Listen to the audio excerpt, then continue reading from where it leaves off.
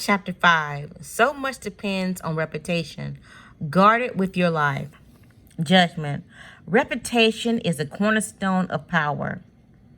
Through reputation alone, you can intimidate and win.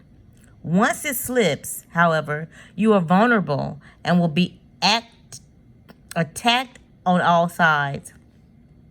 Make your reputation unassailable. Always be alert to potential attacks and thwart them before they happen. Meanwhile, learn to destroy your enemies by opening holes in their own reputation. Then stand aside and let public opinion hang them.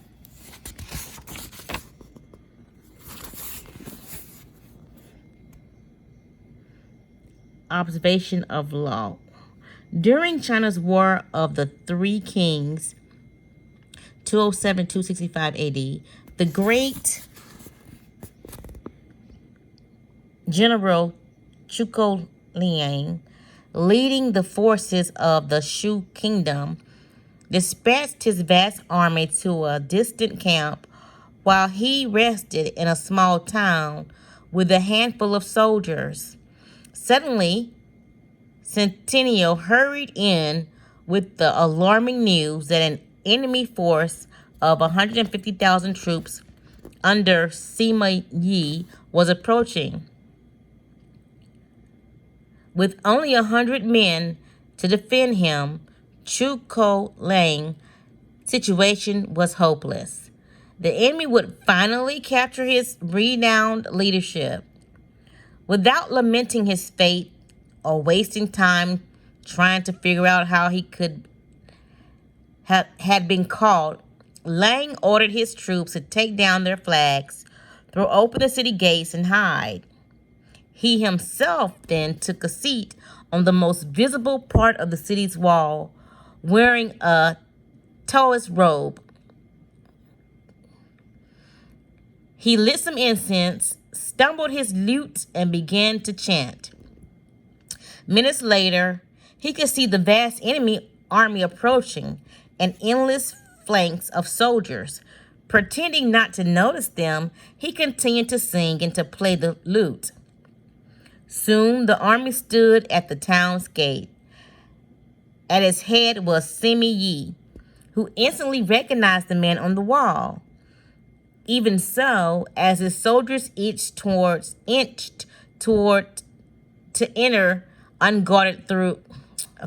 Even so, as his soldiers inched to enter the unguarded town through its open gates, Sima Yi hesitated, held them back, and studied Liang on the wall.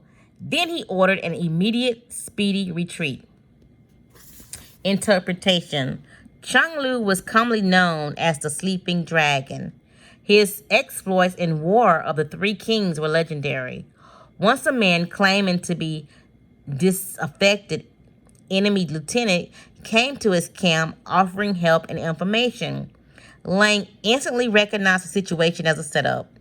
This man was a false deserter and should be beheaded. At the last minute, though, as the axe was about to fall, Liang stopped the execution and offered to spare the man's life if he agreed to become a double agent. Grateful and terrified, the man agreed and began supplying false information to the enemy. Liang won the battle after battle. On another occasion, Liang stole a military seal and created false documents dispatching his enemy's troops to distant locations. Once the troops had dispersed, he was able to capture 3 cities so that he controlled an entire corridor of the enemy's kingdom. He also once tricked the enemy into believing one of its best generals was a traitor, forcing the man to escape and join forces with Liang. The Sleeping Dragon carefully cultivated his reputation of being the cleverest man in China, one who always had a trick up his sleeve. As powerful as weapon, this reputation struck fear into his enemy. Sima Yi had fought against Zhuge Liang dozens of times and knew him well. When he came on the empty city with Lang praying on the wall, he was stunned. The tail was robed, chanting the incense. This had to be a game of intimidation. The man was obviously taunting him, daring him to walk into a trap. The game was so obvious that for one moment he crossed Yee's mind, and Lang actually was alone and desperate. But so great was his fear of Lang that he declared not risk finding out. Such is the power of reputation. It can put a vast army of defensive, even force them into retreat without a single arrow being fired. For Cicero says, even though those who argue against fame still want the books they write against it to bear their name in the title in hopes to become famous for despising it. Everything else is subject to barter. We will let our friends have our goods and our lives if we need be. But a case of sharing our fame, making someone else gift our reputation is hardly to be found. Montaigne, 1533 to 1592. Observation of the law. In 1841, the young P.T. Barnum, trying to establish his reputation as America's premier showman, decided to purchase the American Museum in Manhattan and turned it into a collection of curiosities that would secure his fame. The problem was that he had no money. The museum asking price was $15,000, but Barnum was able to put together a proposal that appealed the institution's owners, even though it replaced cash up front with dozens of guarantees and references. The owners came to a verbal agreement with the Barnum. But at the last minute, the principal partner changed his mind, and the museum and its collections were sold to the director of Peel Museum. Barnum was infuriated, but the partner explained that business was business. The museum had been sold to Peel because Peel had a reputation and Barnum had none. Barnum immediately decided that if he had no reputation to bank on, his only resource was to ruin the reputation of Peel. Accordingly, he launched a letter-writing campaign in the newspaper calling the owners a bunch of broke-down bank directors who had no idea how to run a museum or entertain people. He warned the public against buying Peel's stock, since the businesses purchased another museum would invariably spread its resources thin. The campaign was effective. The stock plummeted, and with no more confidence in Peel's track record and reputation, the owners of American Museum reneged on the deal and sold the whole thing to Barnum. It took years for Peel to recover, and they never forgot what Barnum had done. Mr. Peel himself decided to attack Barnum by building a reputation for highbrow entertainment, promoting his museum programs as more scientific than those of his vulgar competitor.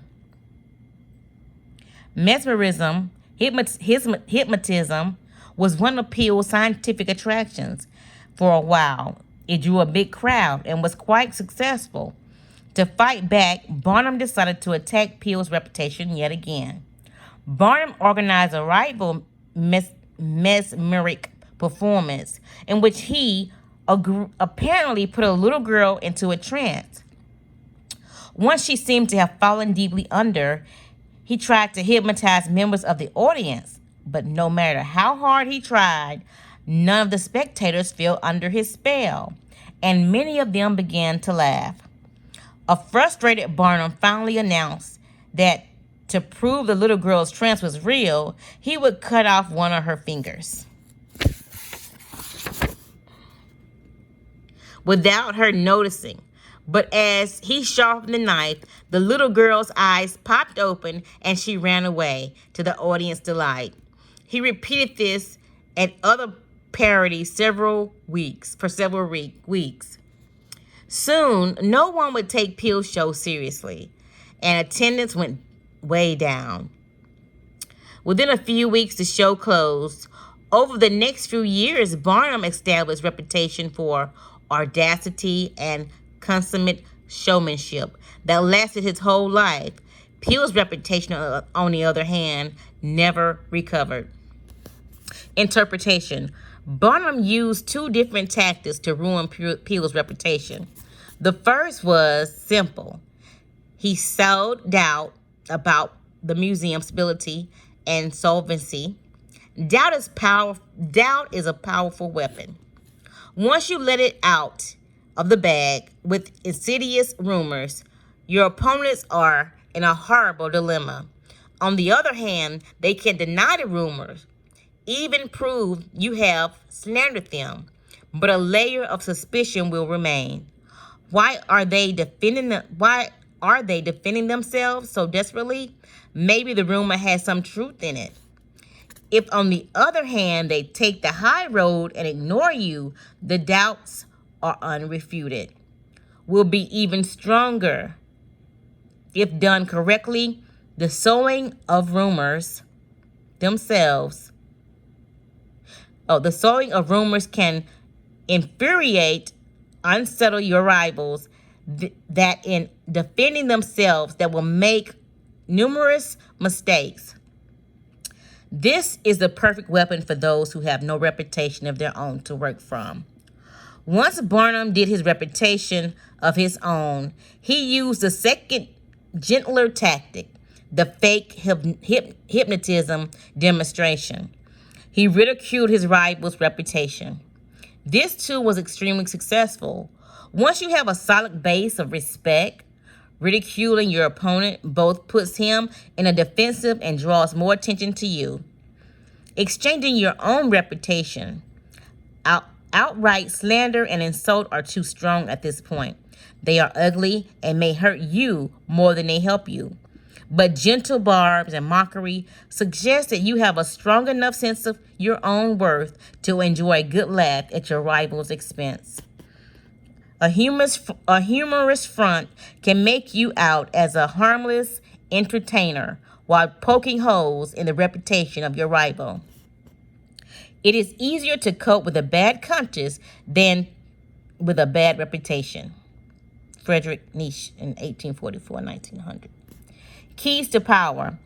The people around us, even our closest friends, will always, to some extent, remain mysterious and unfathomable. Their characters have secret recesses that they never reveal. The unknowable of other people can prove disturbing. If we thought about it long enough, since it would make it impossible for us to really judge other people, so we prefer to ignore the fact and to judge people on their appearances, on what is more visible to our eyes, clothes, gestures, words, etc. In social realm, appearance are the barometer of almost all of our judgments, and you must never be misled into believing otherwise. One false slip, one awkward or sudden change in your appearance can prove disastrous. This is the reason for the supreme importance of making and maintaining a reputation that is of your own creation. The reputation will protect you when dangerous game of appearance, distracting the probe's eye, others from knowing what you are really like, and giving you a degree of control over how the world judges you. A powerful position to be in. Reputation has a power like magic. With one stroke of its wand, it can double your strength. It can also send people scurrying away from you.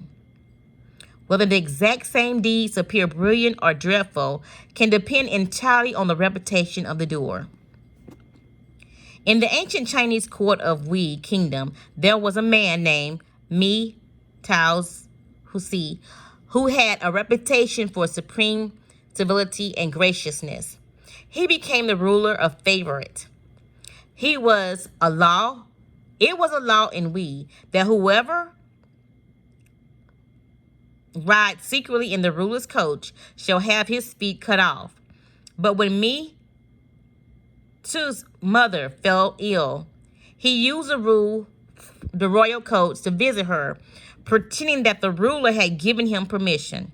When the ruler found out, he said, "How dutiful is me." For his mother's sake, he even forgot that he was committing a crime, making him liable to lose his feet. Another time, the two of them took a stroll in an orchard. Mishu began eating a peach that he could not finish, and he gave the ruler the other half. The ruler remarked, "You love me so much that you would even forgive your own saliva taste and let me eat the rest of your peach." Later, however, envious fellow courtiers, spreading the word that me was actually devious and arrogant, succeeded in damaging his reputation. The ruler came to see his actions in a new light. "This fellow once rode in my coach under pretense of my order," he told the courtiers angrily. "And another time he gave me half-eaten peach." For the same actions that had charmed the ruler when he was the favorite, me now had to suffer penalties. The fate of his feet depended solely on the strength of his reputation. In the beginning, you must work to establish a reputation for one outstanding quality, whether generosity or honesty or cunning. This quality sets you apart and gets others to talk about you. You then make your reputation known as many people as possible, subtly through take care to build slowly with a firm foundation and watch it spread like wildfire. A solid reputation increases your presence and exaggerates your strengths without your having to spend much energy.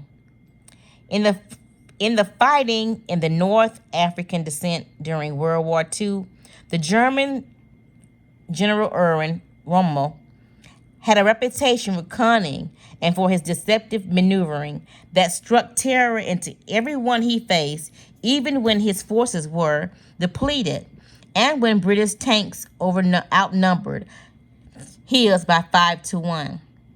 Entire cities would be evacuated at the news of his approach.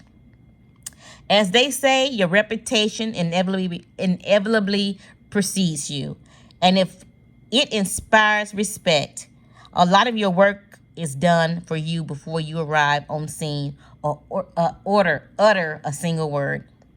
Your success seems destined by the past triumphs. Much of the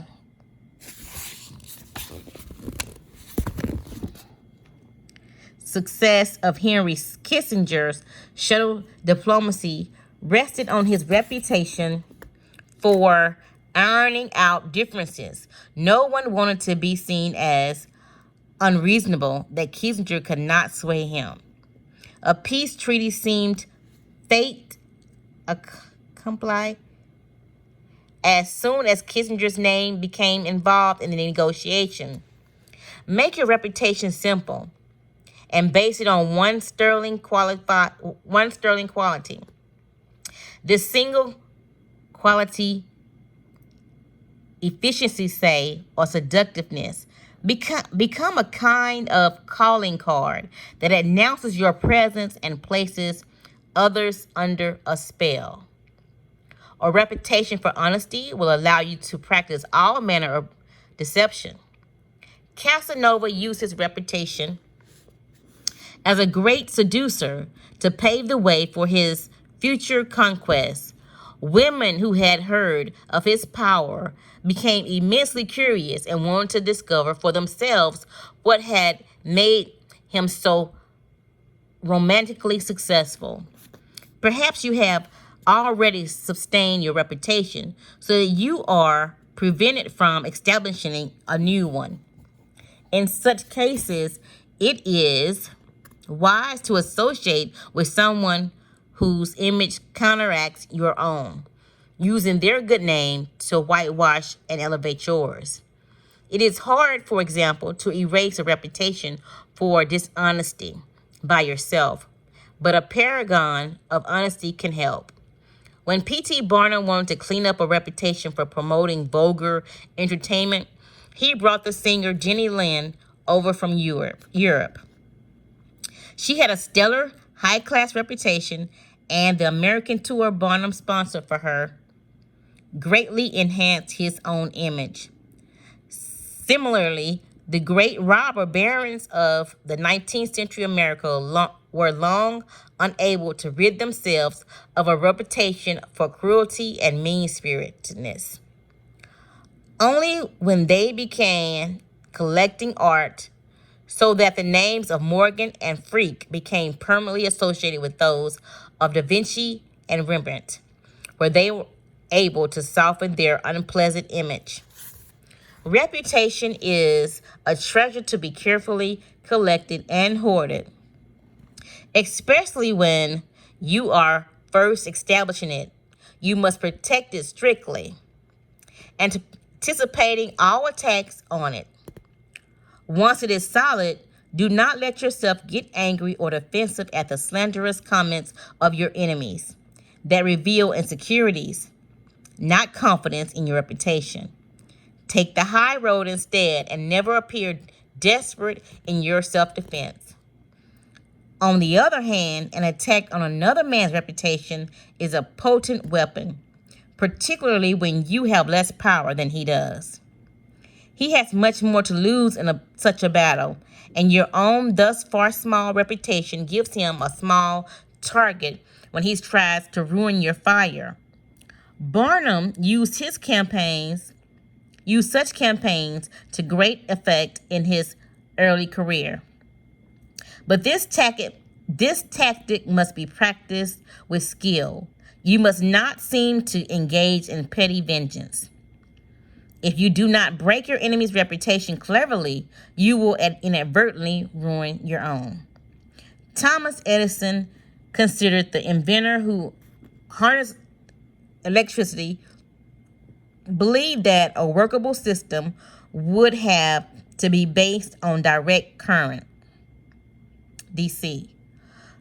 When the Serbian scientist Nikola Tesla appeared to have succeeded in creating a system based on alternating current, Edison was furious.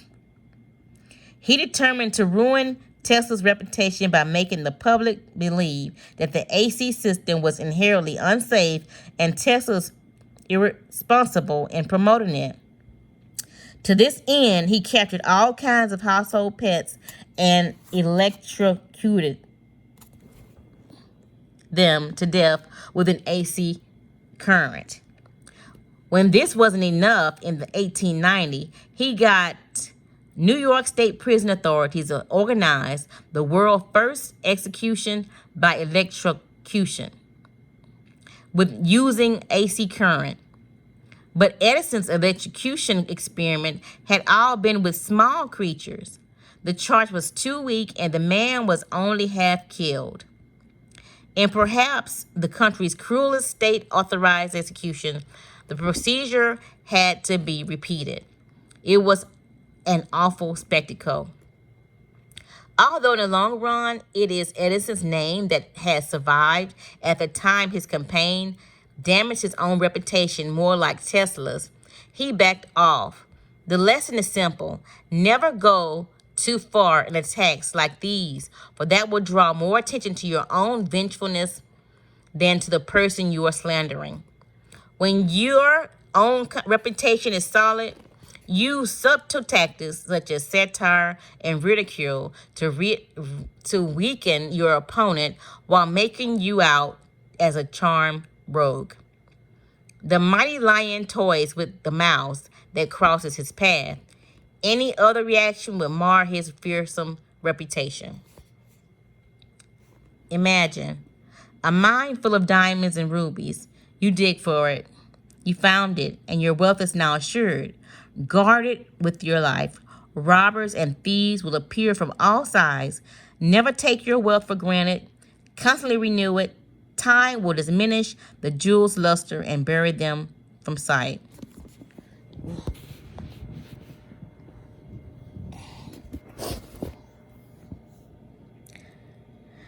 authority. Therefore, I should wish our courtier to bolster us up his inheritance worth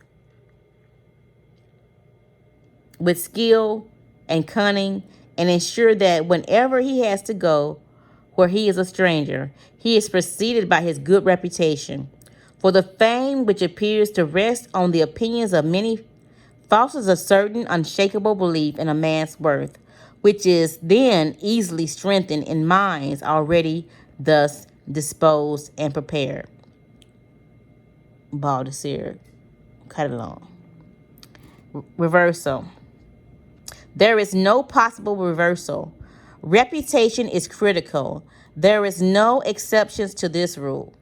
Perhaps not caring what others think of you, you gain a reputation for insolence or arrogance, but that can be a valuable image of yourself. Oscar Wilde used it to great advantage, since we must live in a society and must depend on the opinions of others. There is nothing to be gained by neglecting your reputation. By not caring how you are perceived, you let others decide this for you. Be the master of your fate and also your reputation.